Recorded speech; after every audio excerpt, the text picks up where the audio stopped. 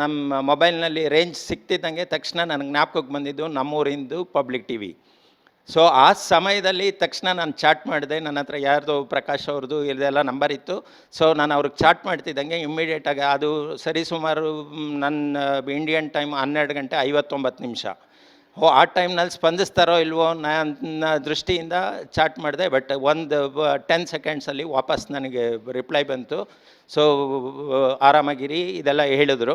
ನಮಗೆ ಇನ್ನೂ ಒಂದು 10ರಿಂದ 15-20% ಒಂದು ಸ್ವಲ್ಪ ಧೈರ್ಯ ಜಾಸ್ತಿ ಆಯಿತು. ನಮ್ಮವ್ರು ಮಾತಾಡಿದಾಗ ಅದಕ್ಕೆ ಬೆಲೆನೇ ಬೇರೆ ಇರುತ್ತೆ. ಸೊ ಆ ಆತಂಕವನ್ನು ಅವ್ರ ಹತ್ರ ನಾನು ಶೇರ್ ಮಾಡಿದೆ. ಆ ಫ್ಲೈಟು ಲ್ಯಾಂಡ್ ಆದಮೇಲೆ ಸೊ ಎಲ್ಲ ಲೈಟ್ಗಳ್ನೂ ಆಫ್ ಮಾಡಿದರು ಫ್ಲೈಟಲ್ಲಿ.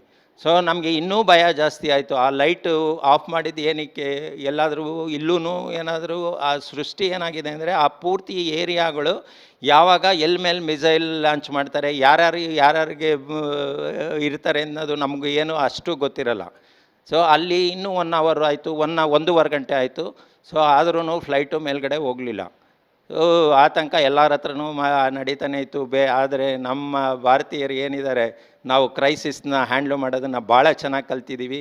ಆ ಧೈರ್ಯ ನಮಗೆ ತುಂಬಿದ್ರು ಪಬ್ಲಿಕ್ ಟಿ ವಿಯವ್ರೂ. ಸೊ ಆದ್ದರಿಂದ ನಾವು ಇನ್ನೂ ಒಂದು ಸ್ವಲ್ಪ ಟೈಮ್ನ ಪಾಸ್ ಮಾಡೋದಕ್ಕೂ ಈಸಿ ಆಯಿತು, ಬೇರೆಯವ್ರಿಗೆ ಧೈರ್ಯ ಹೇಳೋದಕ್ಕೂ ಈಸಿ ಆಯಿತು.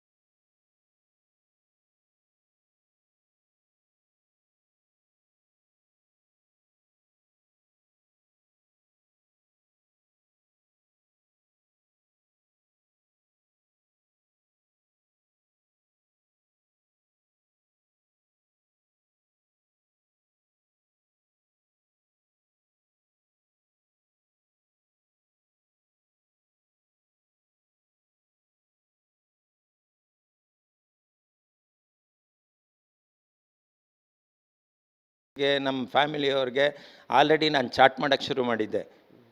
ಸೊ ಏನಾಗುತ್ತೆ ಗೊತ್ತಿಲ್ಲ, ಸೊ ಅಂತ ಅವರೆಲ್ಲ ನನಗೆ ಧೈರ್ಯ ತುಂಬಿದ್ರು. ಆಸ್ಟ್ರೇಲಿಯಾದಿಂದ ಇರ್ಬೋದು, ಬೇರೆ ಬೇರೆ ಕಡೆಯಿಂದ ಎಲ್ಲರೂ ನನ್ನ ರಿಲೇಷನ್ಸು ಎಲ್ಲರೂ ನನಗೆ ಧೈರ್ಯ ತುಂಬಿದ್ರಿಂದ ನನಗೊಂದು ಸ್ವಲ್ಪ ಆವಾಗ ಟೈಮ್ ಪಾಸ್ ಆಯಿತು. ಸರ್ ಫೈನಲಿ ನೀವು ವಾರ್ ಝೋನಲ್ಲಿ ಇಲ್ದಿದ್ರೂ ಕೂಡ ವಾರ್ನ ಎಫೆಕ್ಟನ್ನು ನೀವು ಅನುಭವಿಸಿ ಬಂದಿದ್ರಿ.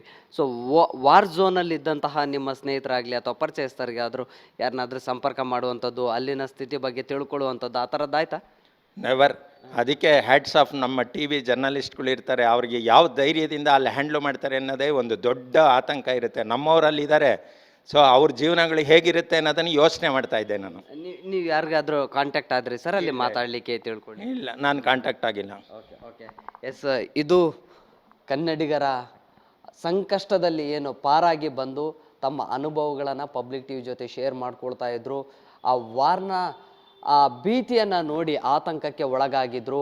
12 ಗಂಟೆಗಳ ಕಾಲ ಆ ಫ್ಲೈಯಲ್ಲೇ ಆ ಒಂದು ರೀತಿಯಲ್ಲಿ ಆತಂಕಕ್ಕೆ ಒಳಗಾಗಿದ್ರು. 12 ಗಂಟೆಗಳಲ್ಲಿ ಉಪವಾಸವನ್ನು ಅನುಭವಿಸಿ ಆ ಯುದ್ಧದ ಆತಂಕದಲ್ಲಿಯೇ ಪ್ರತಿ ಕ್ಷಣವೂ ಕೂಡ ಎಲ್ಲಿ ಏನಾಗುತ್ತೋ, ಯಾವ ಸಂದರ್ಭದಲ್ಲಿ ಮಿಸೈಲ್ ಅಟ್ಯಾಕ್ ಆಗುತ್ತೋ ಅನ್ನುವಂತಹ ಭಯದಲ್ಲಿದ್ದರು. ಕೊನೆಗೂ ಕೂಡ ಸೇಫ್ ಆಗಿ ಬೆಂಗಳೂರಿಗೆ ರೀಚ್ ಆಗಿದ್ದಾರೆ. ಯುದ್ಧದ ಆ ಭೀಕರತೆಯ ಎಫೆಕ್ಟನ್ನು ಹಂತ ಹಂತವಾಗಿ ಪಬ್ಲಿಕ್ ಟಿವಿ ಜೊತೆ ಹಂಚಿಕೊಂಡಿದ್ದಾರೆ. ಕ್ಯಾಮ್ರಾ ಪರ್ಸನ್ ಅಕ್ಷಯ್ ಕುಮಾರ್ ಜೊತೆ Prakash D Rampur, public TV, Bengaluru.